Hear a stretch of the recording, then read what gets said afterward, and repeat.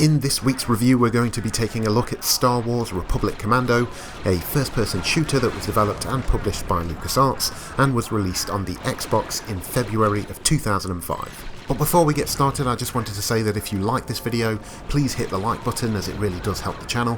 If you're looking for more videos like this, please hit the subscribe button, and if you've played this game yourself, I'd love to hear your thoughts, so comment down below. Now let's move on to the review.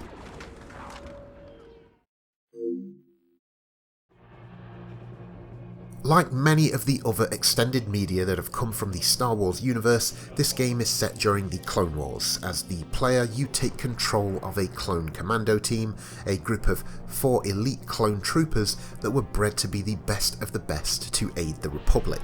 You play as the leader of the Commandos, Delta 38, aka Boss, and with you on your journey is Sev, Scorch and Fixer, who all fill the stereotypical roles you'd expect out of a elite military team and also have their own colour scheme so you can actually tell who's who. The story takes place over the first couple of years of Delta Squad's career, and I would like to say that I knew what was going on 100% of the time, but I can't. I would also like to say that when I did know what was going on, I felt compelled to find out more and was excited to see the story to the end, but I also can't. I should say that I'm not massively into Star Wars, so there maybe are bits and pieces of this story that are more rewarding if you're a fan. But for someone like myself who's seen the movies a couple of times each and read/watched nothing else, it is just a series of missions in which there aren't really any big revelations or discoveries, nor any notable moments of character development. This game just seems perfectly happy to just exist in the Star Wars world. Of course, not every video game needs to strive to be Oscar worthy, but I do feel like it could have given me a bit more to latch onto, other than go kill that guy, go rescue that guy, or go blow up that thing. Objective remains. Find Sun Fac and eliminate him. I will be issuing further orders as you go. Good luck, Commando. Obviously, the most important aspect of any game is how it actually plays, and Republic Commando plays like a solid first-person shooter with some light tactical mechanics, but also plays like a game that could have used a bit more time in the oven. This is one of those games that I never managed to get around to at the time, but I've had on my list for a number of years now. The reason it was on my list was because on paper, it seems perfect for me.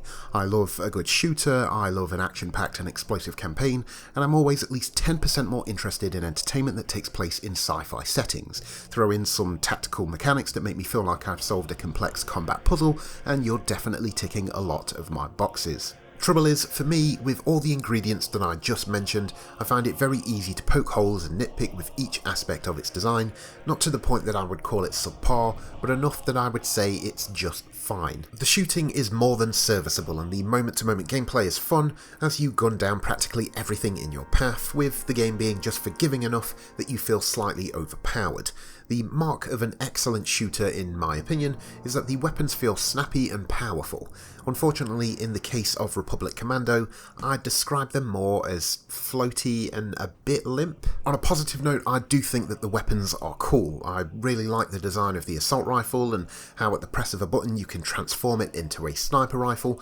I like the different grenade types such as the thermal detonator and EMP grenades that come very much in handy against droids, but when I'm running from A to B, none of these items are exciting to use because they're not always as accurate as you like them to be, and some enemies feel like bullet sponges. Similar comments could be used to describe the tactical squad aspect of the game. You have the ability to tell your team to push forward, regroup, man turrets, plant explosives and more. The problem is, even when you do approach a situation carefully and line up your team in these positions, it doesn't seem to give you that much of a tactical advantage, or at least not a noticeable one. Sure, you might have 2 guys taking up a sniping position, but they're not the most effective, and you'll still have to do most of the killing yourself. In fact, the main advantage I found from using this feature was it ensured my men stayed alive longer to revive me after throwing myself into the fire doing most of the work. What you have here is gameplay that has the building blocks for something really great, but never quite pushes them far enough or uses them in the right way to really stand out, and I think that's a great way to summarise the campaign as a whole, which doesn't feature enough variety or memorable moments to give that wow factor.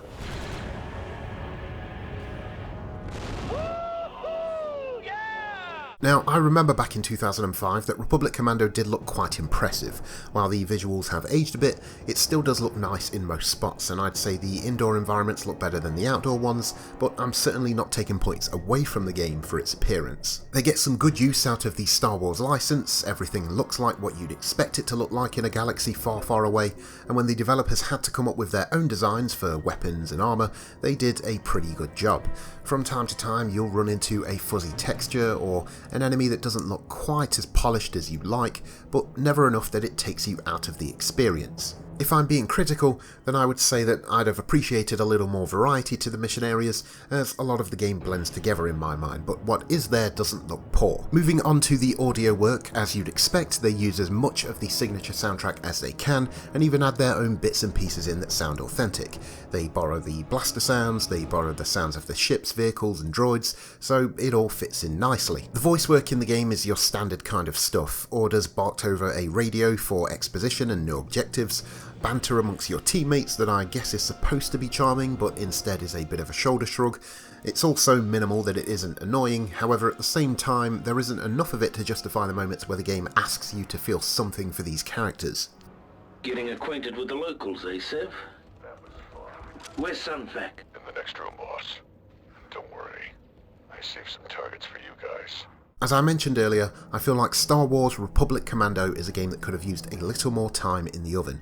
It has a great foundation for premise, gameplay and design work that just needed to be pushed a little more to make it one of this generation's classics. Its weapons needed a bit of tweaking to be the powerful tools that an elite squad such as this would use. Its tactical squad aspect needed a little more depth to make it the difference between life and death, and its campaign needed a few more spectacular moments to break up the repetitiveness of the overall experience. What works in its favour is that it's a fairly brief and light-hearted experience that takes place in an incredibly popular franchise, and I hope that this review doesn't prevent you from trying this game for yourself, but instead lowers your expectations just a tad so you can enjoy this game for what it is.